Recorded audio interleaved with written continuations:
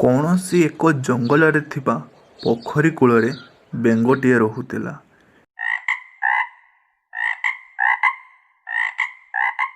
ଦିନେ ସେ କୌଣସି କାରଣବଶତଃ ଅମର ହେବା ପାଇଁ ଭଗବାନଙ୍କୁ ତପସ୍ୟା କରିବାକୁ ଲାଗିଲା। ନମଃ ଶିବାୟ।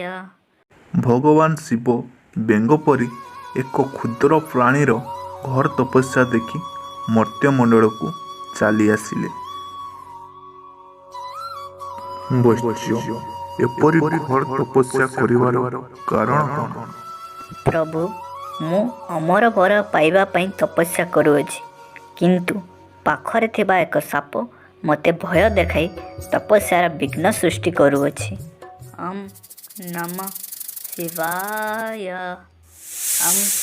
ନମଃ ଶିବାୟ।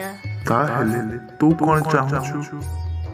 ମୋତେ ସାପ କରିଦିଅନ୍ତୁ, ଯାହାଦ୍ୱାରା ମୁଁ ନିଶ୍ଚିତ ମନରେ ତପସ୍ୟା କରିପାରିବି। ତଥାସ୍ତୁ। ନମଃ ଶିବାୟ।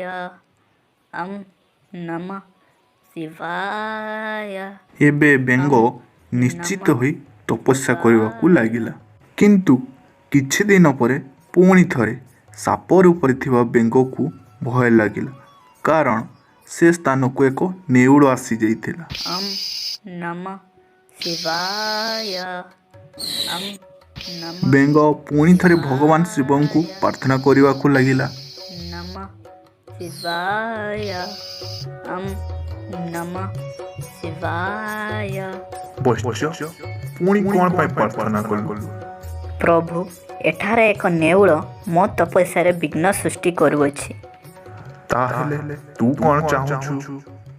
ପ୍ରଭୁ, ମୋତେ ନେଉଳ କରିଦିଅନ୍ତୁ। ତଥାସ୍ତୁ। ଏବେ ନେଉଳ ରୂପରେ ଥିବା ବେଙ୍ଗ ଆନନ୍ଦ ମନରେ ତପସ୍ୟା କରିବାକୁ ଲାଗିଲା। କିନ୍ତୁ ପୁଣି ଥରେ ତା ତପସ୍ୟାରେ ବିଘ୍ନ ସୃଷ୍ଟି ହେଲା। ଏବେ ତା ତପସ୍ୟା କରୁଥିବା ସ୍ଥାନକୁ ଏକ ବଣ ବିରାଡ଼ି ଆସିଯାଇଥିଲା, ଆଉ ସେ ବଣ ବିରାଡ଼ିଟି ନେଉଳକୁ ମାରିବାର ଚିନ୍ତା କରୁଥିଲା। ନେଉଳ ରୂପରେ ଥିବା ବେଙ୍ଗ ବର୍ତ୍ତମାନ ପୁଣି ଥରେ ଭଗବାନ ଶିବଙ୍କୁ ପ୍ରାର୍ଥନା କରିବାକୁ ଲାଗିଲା। ନମଃ ଶିବାୟ। ନମଃ ଶିବାୟ। ଭଗବାନ ଶିବ ନେଉଳର ପ୍ରାର୍ଥନାର ସନ୍ତୁଷ୍ଟ ହୋଇ ତାକୁ ଏକ ବଣ ବିରାଡ଼ିରେ ପରିଣତ କରିଦେଲେ। ବେଙ୍ଗଟି ଏବେ ବଣ ବିରାଡ଼ି ହୋଇ ତପସ୍ୟା କରିବାକୁ ଲାଗିଲା।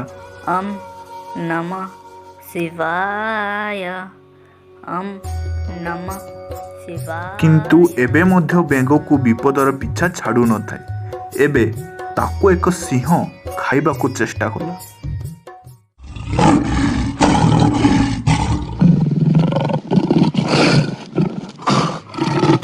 କିନ୍ତୁ ପୁଣି ଥରେ ଶିବଙ୍କ କୃପାରେ ବେଙ୍ଗ ରୂପରେ ଥିବା ବିରାଡ଼ିଟି ଏକ ସିଂହରେ ପରିଣତ ହୋଇଗଲା। ଏତେ ସବୁ ଘଟିଲା ପରେ ମଧ୍ୟ ବେଙ୍ଗକୁ ବିପଦର ପିଛା ଛାଡ଼ୁନଥାଏ। ଏବେ ସିଂହକୁ ମାରିବା ପାଇଁ ଏକ ଶିକାରୀ ଜଙ୍ଗଲରେ ଘୁରି ବୁଲୁଥାଏ। ଏବେ ସିଂହଟି କୌଣସି ଉପାୟ ନ ପାଇ ଅତି ବିକଳ ସ୍ୱରରେ ଶିବଙ୍କୁ ପ୍ରାର୍ଥନା କରିବାକୁ ଲାଗିଲା। ନମଃ ଶିବାୟ। ନମଃ ଶିବାୟ। ବୈଶ୍ୟ, ମୋତେ ପୁଣି ଥରେ ପ୍ରାର୍ଥନା କରିବାର କାରଣ କ'ଣ? ପ୍ରଭୁ, ମୋତେ ମୋର ଅସଲି ରୂପ ବେଙ୍ଗରେ ପରିଣତ କରିଦିଅନ୍ତୁ। କିନ୍ତୁ ଏପରି କାହିଁକି? ପ୍ରଭୁ, ଭୟ କେବେ ଦୂର ହୁଏ ନାହିଁ ଏବଂ ବାଧାବିଘ୍ନ କେବେ ହେଲେ ସମାପ୍ତ ହୁଏ ନାହିଁ। ଜୀବ ଯେଉଁ ସ୍ଥିତିରେ ବି ଥାଉ, ଆସୁଥିବା କଠିନତା ଗୁଡ଼ିକ ସାହସର ସହିତ ସାମ୍ନା କରି ଆଗକୁ ବଢ଼ିବାକୁ ହିଁ ହେବ, ଏହା ମୁଁ ବୁଝି ଯାଇଅଛି। ତଥାସ୍ତୁ।